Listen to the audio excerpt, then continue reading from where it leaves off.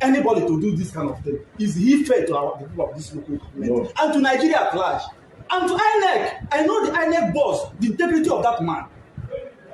Because who accepted this person to be his staff? If he does that, what do you think? Is he not aggravating crisis in the local government? Please, please, please, tell him, I don't want this thing to go downstairs. He has been collecting results in every ward, including my own ward, where there was no election. They wrote results, and he's collecting every result. Please, you are representing the CP here. I will guarantee you peace. This.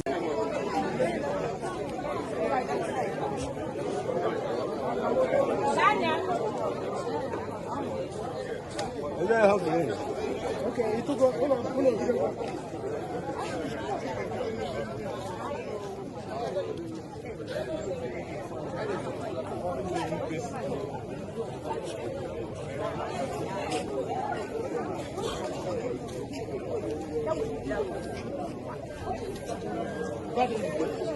Back after the break.